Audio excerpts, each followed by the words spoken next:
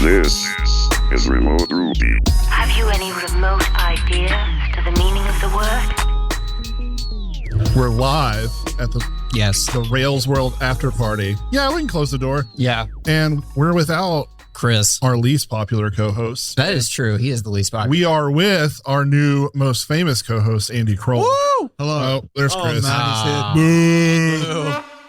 Oh, it's got the sound effect deck. That's so good. Shall I move? No, you should probably go. I'm going to be spare. 1 second. Ladies and gentlemen, award-winning Ruby developer Chris Oliver. Keep it muted. We did it. We made it. Oh, cheers. Finally. Cheers, gentlemen. Andy, what was your favorite part of old Rails World? It was just lovely to not have to fly across the Atlantic to a large Ruby event, or indeed organize one myself. So like, I can just attend this one. Yeah, just enjoy it. You two spoke, which is It's all right. It's all right. I know chaps can find it stressful. Yeah.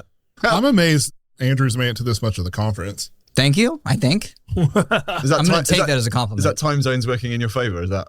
Me and sleep don't really get along anyway, so I feel fine. I feel like I'm in my prime right now. He brought a Prime. I did bring a drink Prime because I thought I was going to flex on the kids here. Just so you know, I get Prime. Total Gen Z. I was going to say, he's the youngest member. He probably even understands TikTok. I don't have a TikTok. Ooh. Is it called a TikTok? Maybe you are old. It's called Mr. TikTok. I don't have Mr. TikTok, but I do like Mr. Robot. That was a good show. Yeah, it was a great show. Chris, you were going to say something. Oh, so have you caved in anyone's skull with your heavy award yet? no, I don't actually. I think Brooke took it back to the. Did she? Okay. To the hotel, but now we got to figure out how to get that giant check home. You have to take the giant check. I want to take it home. No. I got to Yeah, you match have my to. Stripe giant. I was going to check. say, it will match the Yeah. Stripe one. You have I'm to gonna have end two. up with a wall of giant checks at home. Is it weird that we're recording in person again? Feels natural. Yes, for me. We're gonna fly all. Yeah, it is different having Andy here. It's weird having your voices live in my ears. Yeah. It's a bit more annoying, isn't it? Can't pause you, unfortunately, which is... Yeah. I'll skip forward 30. Are you the 30, person back who 15, skips like the first 30. 30 seconds of the podcast, Andy? Is that your comment?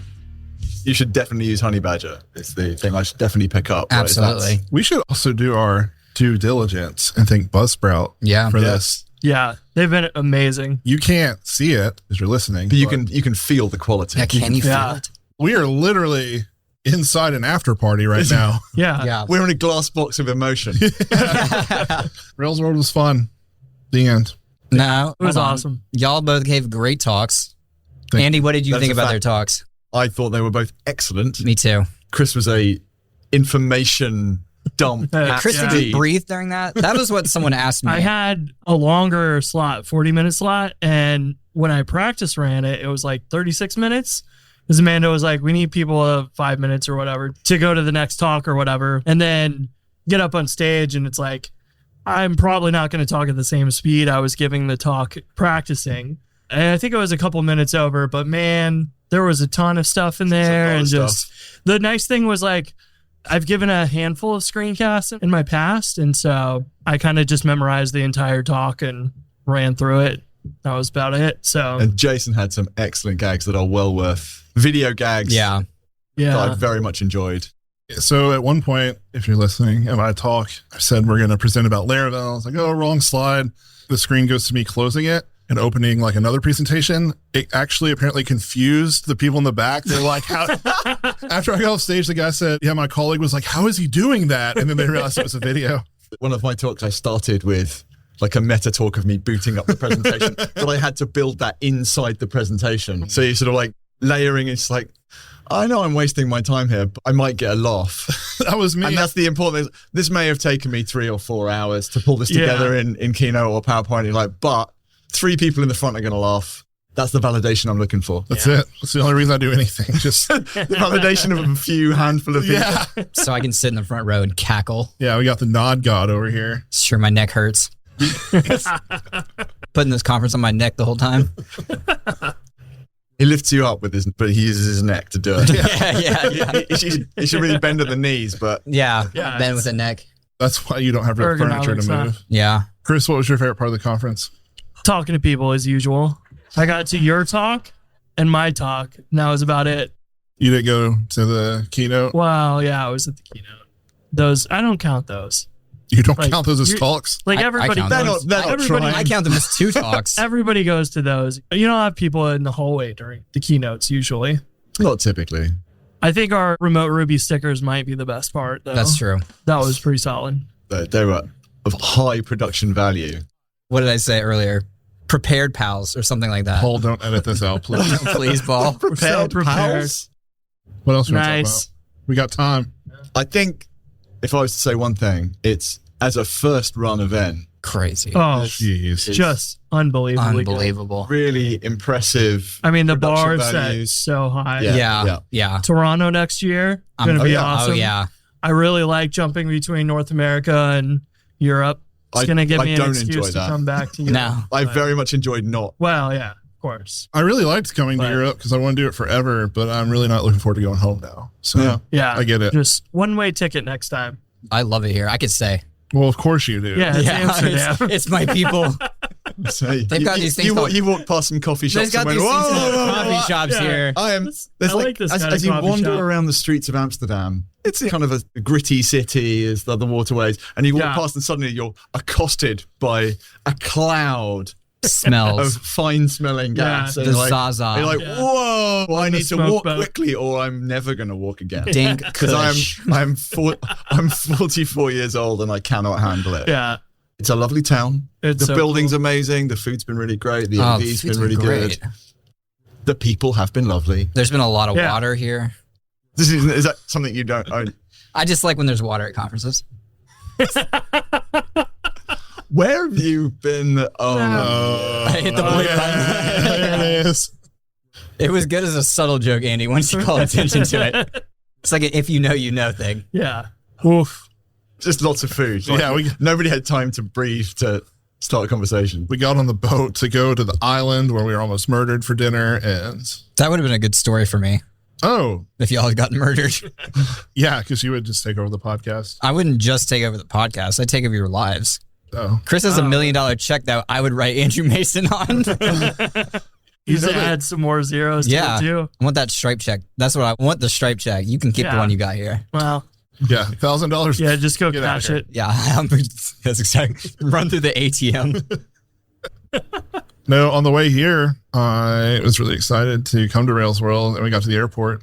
And it would be really funny if I peel out after getting my parking ticket to park at the long-term parking, and I went over the spikes really fast and let go of the gas pedal and rolled back over them and popped my 2 front tires, and then made it to the 5th floor. Got my van towed, so I didn't have to pay for parking this week. That's good. Just 2 new tires. There you go. You don't have to pay for an Uber to go to the airport. These are Drive yourself, unethical life and then like get tips. towed home. This is not the kind of hacks I was thinking I would hear about at this conference. This is we're Those are deep true into life life hacks. hack territory. So Rather the- than Aaron Patterson patching Ruby to do some mad stuff with a Ruby LSP. You're talking about the people who brought stickers that were name badges with Ruby written on it. These are our life hacks. It's the preparation pals. See? I just didn't realize they were so high quality. I just Yeah. presumed Oh, they you had been could- yeah. printed and certainly not Sticker scribbled meal. together They're in 4K. over breakfast. one Definitely morning. not at breakfast. I think Marco might have got the Wiimote Wooby one that I made. Wiimote Wolverine. Yeah. Andrew wrote one that just says Jason sucks. Oh, that's nice. That's Nice. because I was writing it. He pushed my hand like a toddler, and then I scribbled everywhere. You're not wrong. Yeah, thank you, Andy. Andy, it feels good to have you here. Yes. I'm going to step out because people are hovering and I think other people Yeah, want to come in. they And want us. All right. Thank excellent you very talk. much. Thank you. I'm excited to hear what you and felt. yeah, Andrew. you're still here. Thank you. Thank you. That's a compliment in and of itself. I mean, actually, that is. Yeah. All right, chaps. We want to give a quick shout out to our sponsor, Buzzsprout. This episode was made possible because we recorded live at Rails World 2023 in Buzzsprout's sponsored podcast booth.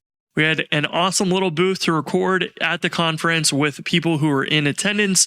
This is actually our first time that Andrew, Jason, and I were able to record together in person live, so it was pretty awesome. And all of that was possible thanks to Buzzsprout. So shout out to them if you plan on starting a podcast. Check out Buzzsprout. You can also easily import your podcast from another hosting service to Buzzsprout as well. So check them out if you would like to try Buzzsprout out for hosting your podcast. Robby Russell. In the house. Hello, sir. Hello. Wow, this is Professional. vibrant. Yeah, It's the Z Shell, man. that's me. How's your conference been?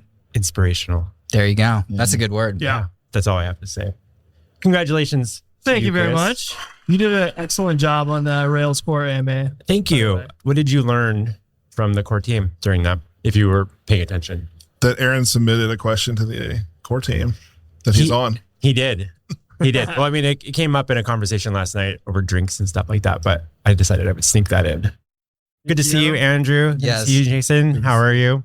We're good. Still here, apparently. What's your deal? Let's talk about What is my what's your deal, Andrew? Okay. I feel like we've made eye contact a few times and you're just like, I'm just an awkward person.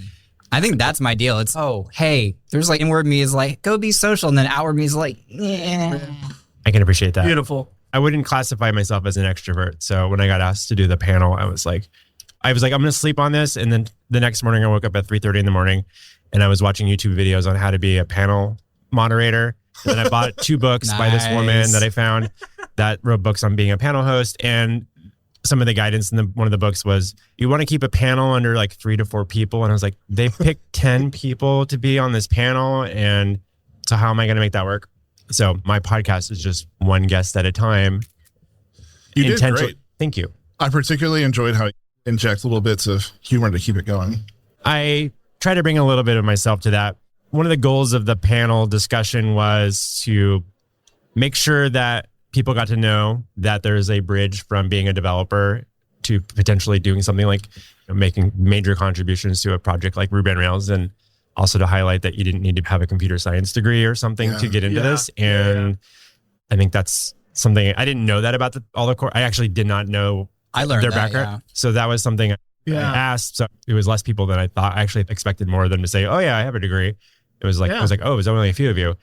So I learned a lot out of the conversation as well. But another element of it is there's a lot of people that go into the project and ask the people in the crowd to, interact and stuff as well, and like to share if they've contributed to the project, which I think surprised even the people in the core that there were that many people in attendance. And then another aspect of it was you don't always get to know what everybody on the team's kind of working on a little bit and like what their involvement is and what their specialties are, because unless you like really actively pay attention, and some of them are kind of nervous to do the thing in the first place. But if you look at their like Git history on the project, some of them are hit or miss on how frequently they're working on it. But I know that doesn't necessarily mean Git commits doesn't necessarily equate to being an active member of the project, because you can be doing a lot of things behind the scenes, prioritizing things. It was so good. I think we see a lot of the core team's work and we don't talk to them as much because they're diligently working behind the scenes and everything and making our lives possible, which is super cool to see, and how just get to know them better. Like there are people who ship code constantly and they're maybe not talking publicly about what they're doing and how they solve things and whatever. So I really loved that. And I hope we do more of that, because these are the people making the core framework that we all depend on. It's true. They're core to the framework. Corn dogs. They're like the hot dog inside the batter. What are we? We're like a condiment? Or are we relish? Ketchup and or are we just like the people waiting on the other side of... We're the container, the little plastic paper container that you put the corn dog in as you hand it over to someone. So what's new in your world? Well, we're on a podcast with a award winner. So yeah, pretty much. I knew that was happening the last week and I had to keep it secrecy. You did a good job. Keeping it secret? Yeah, thank you. I would have told you, Chris. Got super you. Cool. I'm glad to see it's going to like Ruby Heroes. I remember seeing that those given out, and everybody super well deserved those, and very much they went away, and I missed that. So it's great to bring that type of thing back, and I just can't wait to see who else gets it, because there's so many deserving people out there. So and they we weren't have such a great community. The Ruby Hero stuff was before my time, so like my generation of Ruby on Rails developers has no idea that was even a thing. Well, why don't you describe it then for your Gen Zers? I'm not Gen Z, and I don't know what it was. I guess it was just like an award that was given out at conferences, but there you go, nailed it. To Ruby Heroes. That was easy. But why? How was it chosen? What were the criteria? Who got it? I have questions. Did Ryan Bates get one? Yeah, he definitely did. I remember Schneems. I think Schneems got one. Like I think so. Odd Feet Grim. The NV, Rails NV guys. Oh, yeah. Code School? Yeah, Greg they had Pollock. the Rails zombies. Yeah, Greg Pollock, Olivier. I remember them in particular, but Yep, that was a good time. But what was like the criteria? Like what made them Ruby heroes? Not them specifically, but like A lot of it had to do with creating educational and helpful content and helping with Being maybe heroic. active bloggers. I think maybe using the mediums that were available at the time. You're doing video and stuff, Chris. It's kind of like that with Ryan Bates. You're doing a screencast about like every little component. Like, hey, I'm going to do this new thing and use this. Here's how to do this thing. And with Rails and this new, using attachment foo or whatever the thing was hot back then. It's interesting. Rick Olson, technoweenie, was the person that created attachment foo, which He was an early GitHubber, right? Yeah, early GitHubber. Coincidentally, he's kind of like a person that's actually behind My ZSH. Confession time. To get down to it. I actually emailed him about a week and a half ago and he replied to me. I was like surprised because he's kind of gone a little amiss on the taking a break from online coding, open source work. But he did a lot of interesting stuff with ZShell early. And he actually was one of the people that encouraged me to use ZShell back in like probably 2007-ish or so. And so a lot of my configuration kind of was like some copy pasting from his pasty and then kind of a shared thing. And so My ZShell eventually became like kind of evolution off of what he had shared with me and I had taken from other people and cobbled together this thing. And then I released the thing. And then, so I'm kind of taking credit for this thing that he kind of actually helped kind of spearhead. There's a lot of projects that start that way, and whoever starts it doesn't take it the distance, but Who are you talking about?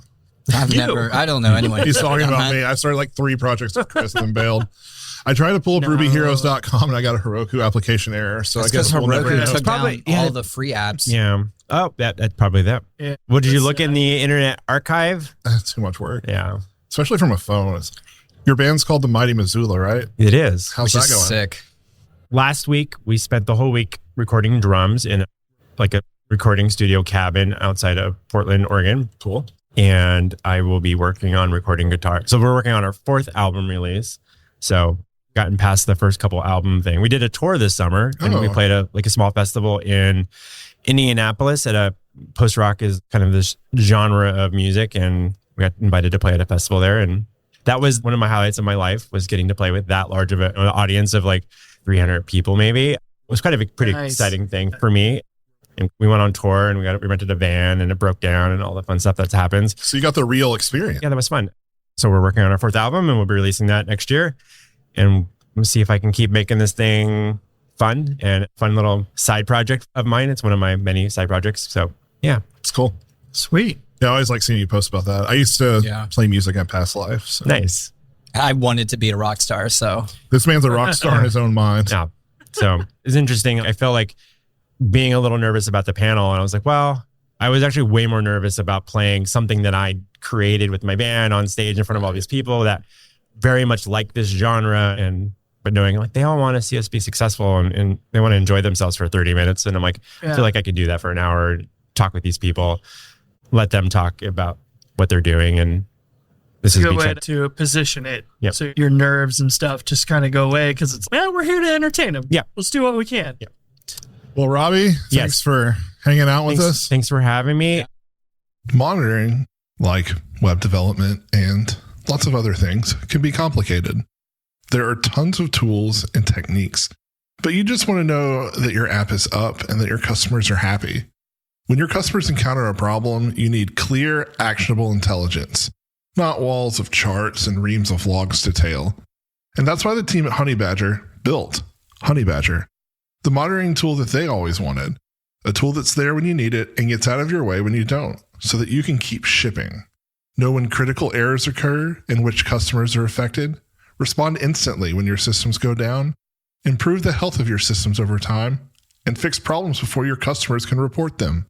Honeybadger is the application health monitoring tool built for you, the developer who cares about a quality product and happy customers. Start monitoring today at honeybadger.io. And best of all, Honeybadger is free for small teams, and setup takes as little as 5 minutes. Once again, that's honeybadger.io. William Kennedy, will you state your name for the listeners? Well, I think you've done the work for me, Jason. But yeah, my name's William Kennedy. So your most famous blog post has to be on SPAs, right? Yeah. Should I explain the joke? Because obviously it's a very visual blog post. Yeah, so for years, we've had the development of SPAs, and there was always like a pushback in the Rails world. where everything's server rendered and there's a server render versus a client rendered argument. And I always just found client apps to have this. I just thought one day I was just walking my dog and I was like, oh, do you know what'd be funny? And in 30 seconds I went up and I just, some CSS and SVG, and I only had 40 Twitter followers at the time. I took it for granted. I just had a kind of sarcastic tweet and I shut off my phone, went for a run and came back and I was like, oh my, I have done something. And it was on Reddit, it was on Hacker News, and I started getting all these emails of people. They would be like, your article is called In Defense of Single Page Applications, but do you know what? You're not very good at your job. and I used to write back, I was like, look, just refresh your browser and wait for the HTML to hydrate. And if you look at the thread where I originally tweeted, you can see people like, doesn't work for me. What does it say? And you can see someone would comment after, oh, just wait. And I would chime in and just say, yeah, just some people's browsers don't hydrate the HTML properly. And it just took a life of its own. And I now see people, if they're arguing online, you'll see people, they'll say, yeah, Joe, I agree with you. Read this, what this guy has to say, and I think you'll agree too. And it just became a troll. It was amazing because so many people, there seems to be two classes of developers, those who are in on the joke and those who are not. And to see people like Mike Param was retweeting it and Levels.io, who's a popular indie hacker, all these people were just retweeting it. It was just wild. And I still, even on Hacker News, the forum for so-called smart people, I've never heard it called that before. There was one person, he was like, I disabled JavaScript and I still couldn't get this to work. I checked it in. And then you can see he leaves the comment later, goes, I just realized I have been played. So yeah, it was a pretty fun moment. And it just showed, for me, I just never had much attention all at once. And there was someone that reached out to me to be on a podcast. And in the end, they found out I'm Irish and I swear quite a bit. So the podcast never made it. But yeah, so that was my moment of fame. And even now, people would still email me every once in a while about it, which I think is kind of funny. But that is my most famous moment. Excellent. You know you win when people can't tell if it's a joke or not. That's when you really strike. The thing is, you know, when you have a frustrating error, and say I was actually joking with someone there, that's what Webpacker used to do to me. It's like you'd have these kind of errors where you just, and all of a sudden it would just work and you're like, what did I do? Oh, just don't do anything else until I figure out. And I feel like I inflicted that pain on a lot of people, you know? So maybe it's not, maybe it's a bit evil, you know? No, it's chaotic good. That's where it lies in the Venn diagram. Yeah. So in the current war on SBAs, I feel like that little spinner played a small part in changing people's minds for... Yeah. You started a cultural movement, basically. Well, I couldn't take credit because I didn't do any work. 30 seconds is all it took. That sounds amazing. That's like Andrew's day job. You're not wrong. It was that little stone that just maybe might have caused an avalanche. It's like Wales. They do this event every year. And it's called the Cheese Rolling Festival. And they take like a round block of cheese and they roll it down a very bumpy hill. And thousands of people chase the cheese. And there's nothing but chaos. And that's all those NPM packages just crashing. We're no longer needed. And the victor just emerges with a roll of cheese that you can't eat because it's just rolled on the ground. But it's dirty and it smells. So, yeah. Tell us your Ruby confession. My Ruby confession. Confess to us. This is a confession booth. Oh. What's the worst thing you've ever done with Ruby? This is early on in my career. I figured out how to I was learning about metaprogramming and I was kind of building this report tool and I was like, Joe, it'd be cool. Will you inject the methods? So I had all the scope methods and the person just kind of filtered down and then it would send the scopes into the controller and then there was kind of the metaprogram to filter them down. However, it wasn't just like a SQL injection. It was a Ruby method injection. And so I quickly learned I had to change the implementation. So that was kind of very early on. But yeah, I'm a lot less naive now. Nothing happened. Because now that I think about it, so when I learned metaprogramming, I didn't know I was actually metaprogramming. But it was in Python and I was building an IRC client. And the first word in the protocol, the message comes across and it's like direct message or whatever. And I was like, oh, you know what I could do? Instead of this giant if statement, I could call the method with the same name. I didn't do any sanitization on there, so anybody could send a message and be like, call delete or whatever, and that would have been pretty bad. Yeah, that's a good point. Well, William, thank you for being on the show. Yeah, thanks. You want us to go grab us another person? Yeah. I suppose you're going to edit all my bit out. No. Yeah, keep it all. No, it works. You specifically, it's all staying in. Also, William was our ticket winner Yes. for the fantastic tweet Oh, yeah. about Rails World. Oh, yeah. Thanks very much Yeah. for the ticket. That was appreciated. That was Thanks for the laugh. Yeah. The Yeah. lols. Well, I was trying to win a ticket because I had the website open to buy the tickets, and I have a newborn and she just needed her nappy changed at the moment. And I was like, it's not going to sell out. Like it's, Yeah. yeah, then it did. It was just panic trying to get a ticket. Like I was trying every avenue. And yeah, so when your competition came up, which I thought was, I'm probably going to say this because I won the ticket, but I thought was very fair and impartial. And That's what we like to hear. yeah, you wanted to pick a best moment from the podcast. And even though you talk about a lot of technical things, it's actually the stories of like your personal stories that kind of, because I would listen to it when I'm going for a jog or something, and it kind of sticks in my head. And that, I'm sorry. You're welcome. like this, Can't get it out, actually. Yeah, That's the problem. yeah, because it's just, do you use the word banter? Yes. Yeah. Yeah. So Andrew and Jason are bantersauruses. Just the banter is just brilliant. And It on my resume. yeah, and I just remember, because I remember that moment, the photo was actually first. So I got the story mixed up when the tweet. Well, actually, it was editorials to make it better. But yeah, and just the picture after the podcast episode was so funny. Just stuck in my mind for some reason. Yeah. Nice. Yeah, it was a good picture. Well, glad you're here. Thanks Yeah. for Yeah, coming. thanks very much. Thanks for joining us. Cheers. Cheers. We're talking to Vladimir, who was on our last episode. Yes. Yeah, I missed that one. Oh, did you? Hello, everyone. If you're listening to me, I don't know. Should I wear this? Why not? Do what you want. Yeah. Wow. Don't text me like that. that could end Well, bad. now I want to. Okay, so Chris, Yes. I need to sign Yeah. the copy for you. Then I'll- Andrew dictate what is signed, though. Oh. So yes, Not actually, his name. this is the last print copy I got for this Oh, conference of honored. my book, Layered Design. And that I was thinking about, okay, a few people approached me, maybe you have a copy. I said, I have one, but I'm still not sure who's going to be the receiver. And I had this idea in mind. So whoever is going to be Luminary. Yeah, the Rails It's Illuminati. Luminary, Rails Luminary, yeah. And I think that's a good way to congratulate the person who received this award with one more smaller gift, especially since you don't have Amazing. it. Man got $1,000. What more does he need? You're spending that on us, right, Chris? Yeah, we're partying tonight. Yeah. Get that coffee. Okay, Finally. send me Smoke GPS boat. coordinates. Smoke boat. Smoke boat. Let's go. Smoke boat. Oh, is there a thing? Yes. Yeah. Okay. I haven't been to Amsterdam for many years, so. You would think Andrew's lived here his whole life. Okay. Dude. Well, thank you for this. This is awesome. Yes, if I'm just writing some bullshit in English, don't worry, because this illumination stuff, Illuminati, is it related?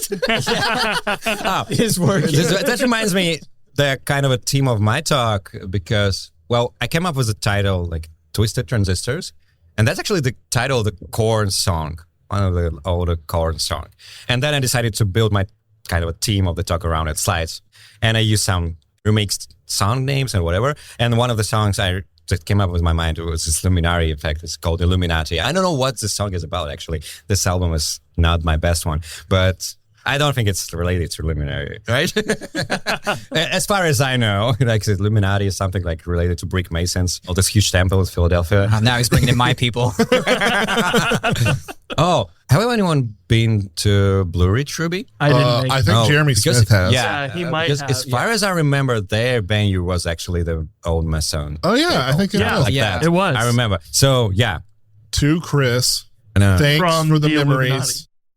Love always. I will remember you. And you? So, what you should do as Luminary, what's your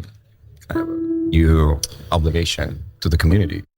I feel like as the Luminary, working on docs and education stuff and the guides and all that they've been talking about, rewriting and stuff, trying to help out there, seems like a good place to start. The high luminary has entered the building. Should we bow? I didn't get knighted on stage, which is kind of disappointing. DJ should have knighted you with like a muffler. I think that needs to be the thing every year. Yeah. The luminary. You sound like a villain on a TV show. Thank you so much. Thank you for your contribution to the community. So thanks for writing. It's already obvious that everyone appreciate it. So I'm just joining the party here. Well, thank you very much. Small edition. And everybody needs to go check out your book. I was reading it on the flight over for a little while. And so how was the live streaming from the conference? It's not the first time you're doing like something that, or with this format, it's the first time, I think. Yeah, it's the first time all three of us have recorded in the same room. Yeah, and for the whole conference continuously, right? Yeah. Previous sessions were like the fixed time slot. This is the only time we've ever done like a free-for-all like this, but it's been fun so far. Yeah. Sure has. Thanks for coming and filling in the gaps. Yeah. Hello, sir. You want to introduce yourself? Hello, chaps. My name's Julian. I guess I'm a Rails developer from Bath, although I'm not actually from England. Just want to make sure I'm Welsh. Okay. So, not English, Welsh. Yeah. Yes. The answer's no. Okay.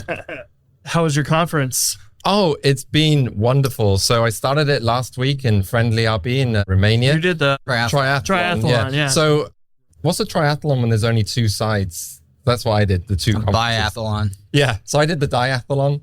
And so that was wonderful last week. And then coming here, going from like a 130 person conference to like a 70,000 people conference. How was the first conference? So Friendly RB was so cool. We really got to experience all of like Romanian food and culture. We even had the train be like 3 hours late when we went on a day trip, which is super typical for Romania. So that was really fun to be able to spend time with Rubyists stranded hundreds of kilometers away from the city. That seems like a great bonding experience. Yes. I only know one thing about Romania. Can you share it? No. Well, thank you for your input. Thanks for your contributions. It would get us in trouble if I said it. Julian, tell us your Ruby confession. So many years ago, I was giving a talk about making music with Ruby. One of my demos was using Sonic Pi. But at that point, Sonic Pi didn't support sending MIDI data to physical instruments. And so I thought, oh, I could write this. So within Sonic Pi, it has DRb, because all Ruby has DRb. So I used that to send messages to this little Ruby script I had that was sending MIDI to my instruments. And so gave this talk in Ruby Kaigi, and then the conference organizers say, hey, there's this guy we want you to meet after my talk. And I'm like, oh, okay. And I'm really sorry I forgot his name. They're like, he is the inventor of DRb Ruby. And I'm, oh my gosh, no, I've just done horrible things with your code. I'm so sorry. And then I find out later on that Sam Aaron, the creator of Sonic Pi, is like, hey, I looked at your Ruby MIDI implementation, but it wasn't fast enough, so I wrote my own. And I'm like, of course it wasn't. Like, why were you even looking at my code? So that was my Ruby confession. I write bad code. Great. I do too. Julian, thank you for being on the show. Thank you for having me. I look forward to hearing you next week. Same time, same place? Same place. Yep. It's Still be in closing time. Amsterdam. Yeah, I will. I'm never leaving.